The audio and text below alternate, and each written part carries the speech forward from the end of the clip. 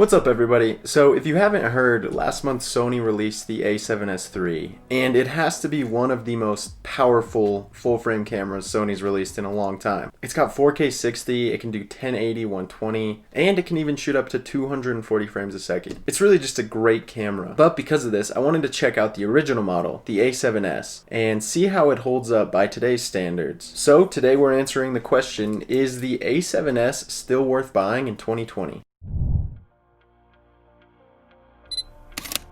Now before we get too far into this, I do want to just say, if you're looking for a photo camera, this is not the camera for you. Because it has a 12 megapixel sensor, it's really not great for shooting images, and a lot of the images aren't as sharp as they could be. With that said, it still takes decent photos, but odds are if you're looking at this camera, you're probably mostly looking at it for video purposes. So that's mostly what I'm going to be going over in this video. But just for the sake of this camera, here are a few photos that I've shot on this in the last week. These are all shot with the 16-35G master lens, so you can see the quality of the camera with a great photo lens attached to it. First off, the best this camera does is 1080-60. Technically it can shoot 4K, but you do need an external device. It also shoots 120 frames per second at 720p, which is kind of fun to play around with. And that whole sequence at the beginning was actually shot on the A7S, and a few of those shots were actually shot at 120 frames a second at 720. But at the end, I'm going to replay that entire sequence, but I'll add little title cards just saying what settings each clip was shot in. The A7S does have built-in image stabilization, but it's nothing like the 5-axis gimbal which the newer Sony models have, like the A7 II. And you can definitely tell the difference between the A7S footage and A7 II footage, just because the A7 II has that built-in gimbal. But the handheld footage still looks good as long as you kind of know what you're doing and you're very still with your shots. You're still able to get some great clips with that.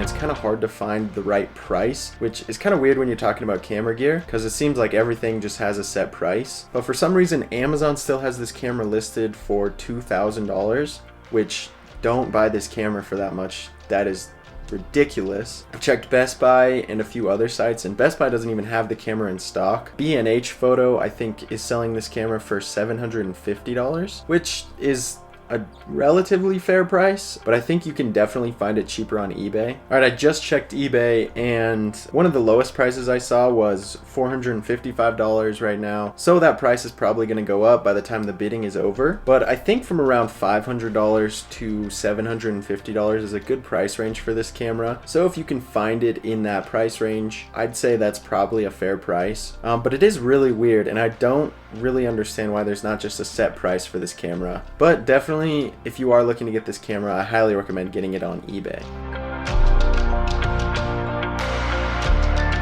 Now, the one place where this camera really excels is in low light situations. You can crank that ISO up and still get a great image without losing any quality really. Compared to the A7 II, where if you go even past 1000 ISO, you start to lose a considerable amount of quality in your image, the A7S crushes it. You can just keep cranking that thing up and you really don't notice a difference in quality. So there are a few things that I don't really like about this camera, and most of them have to do with the layout and design of the body. For example, the record button is just really far away. It's on the waist side of the camera. It just seems really unnecessary, and I'm not sure why they did that. But what's nice about Sony cameras is you can actually change your custom key settings, so you can change any of the custom keys to be your new record button, which is what I've done on my Sonys. It also kind of feels weird to hold. Like, for example, my pinky just kind of sits way down here. It almost feels more natural to hold like this and just shoot with your thumb. Despite these few weird layout decisions, I still think this is a really good camera in 2020. It's a really great backup camera, and it would be great for filming BTS or just having another angle for your videos. If you're just looking at getting a camera for video purposes only, and you don't need any quality higher than 1080-60, yeah, this is a good pick for you.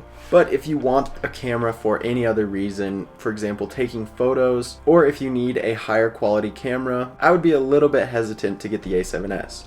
Me personally, I would go with something a little bit newer. For example, the A7S II you can find for about $1,200, and that's a camera that shoots 4K. So it's just a little bit more expensive and you get 4K, and it actually does better photos too. I would also suggest the A7 II, which is around the same price. The only thing is the A7 II isn't as good in low light situations. But for the price and quality, the A7S is definitely a decent option for you. Now here's that sequence one more time with titles describing exactly what quality each clip was shot in.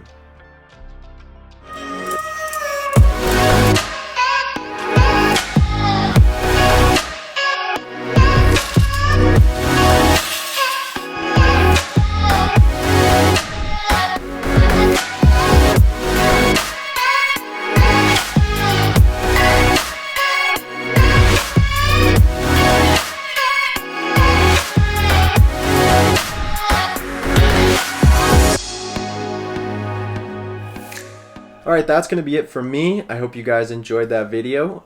Make sure to like and subscribe, and I will see you in the next video. Later, guys.